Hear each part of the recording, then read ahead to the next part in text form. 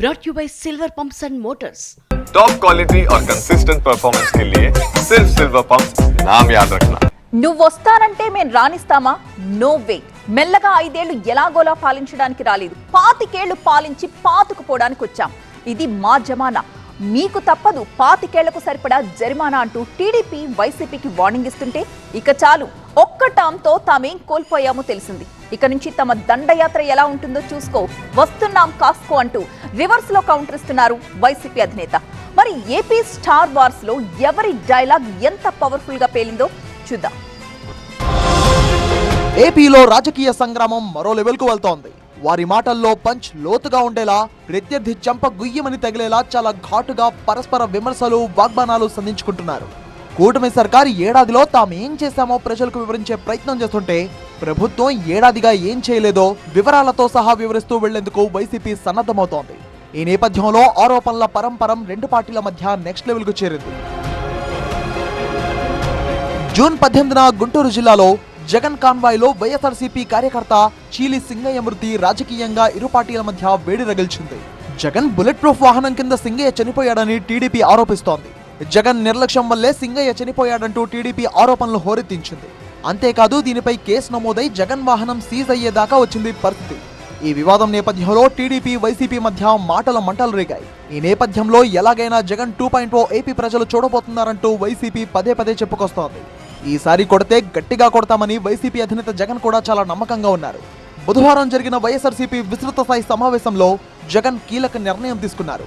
ఎన్నికల టైంలో చంద్రబాబు ఇచ్చిన హామీలు అమలు చేయకపోవడాన్ని ప్రజల్లో ఎండగడుతూ రీకాలింగ్ చంద్రబాబుస్ మేనిఫెస్టో పేరుతో 5 వారాల పాటు ప్రజల్లో విస్తృతంగా తిరగాలని నిర్ణయించారు. ఇందుకు సంబంధించిన QR కోడ్ను ఆవిష్కరించారు ఆయన. ఇంటింటికి దాన్ని చేర్చేలా కార్యక్రమం ప్రారంభించారు. ఈ సందర్భంగా కూటమి ప్రభుత్వంపై ఇక యుద్ధమే అంటున్నారు వైఎస్ జగన్.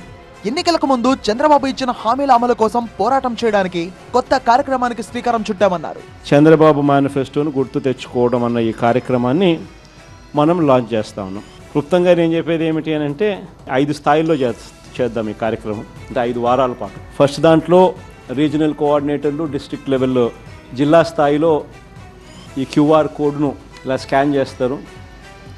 స్కాన్ చేస్తేనే ఆటోమేటిక్లీ చంద్రబాబు నాయుడు గారి మేనిఫెస్టో దాంట్లో నుంచి బయటకు వస్తుంది. బటన్ నొక్కితే ఆయన మేనిఫెస్టోలో ఏం చెప్పినాడు అన్నది. మరోవైపు ఎన్ని యుద్ధాలు చేసినా ఎట్టి పరిస్థితుల్లో వైసీపీని అధికారంలోకి రానిచ్చేది లేదని గట్టిగా చెప్తున్నారు ఏపీ సీఎం చంద్రబాబు. అంతేకాదు, ఏపీ బ్రాండ్ను ధ్వంసం చేశారని, మరోసారి అలాంటి పాలన రాబోదని పెట్టుబడిదారులకు హామీ ఇచ్చారు సీఎం. సంవిధాన్ హత్యా దివాస్లో పాల్గొన్న ఆయన పాలన ఎలా ఉండకూడదు అనేదానికి ఎమర్జెన్సీ ఒక కేస్ స్టడీ అయితే, పాలకులు ఎలా ఉండకూడదనేదానికి గత పాలకులే ఒక కేస్ స్టడీ అన్నారు. పాలన ఎలా ఉండకూడదు ఎమర్జెన్సీ ఒక కేస్ స్టడీ అయితే, పాలకులు ఎలా ఉండకూడదో గత పాలకులు ఒక కేస్ స్టడీ. ఈ విషయాన్ని మనందరం గుర్తుపెట్టుకోవాలి.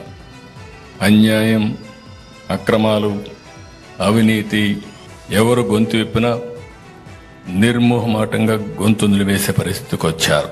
ఇటు టీడీపీ కూడా వైసీపీ కార్యక్రమాలకు ధీటుగా ప్రజల్లోకి వెళ్లేందుకు వెల్ ప్లానింగ్ తో ఉంది. కూటమి ప్రభుత్వం ఏడాదిలో చేసిన మంచి పనులను ప్రజలకు వివరించేందుకు సిద్ధమవుతోంది.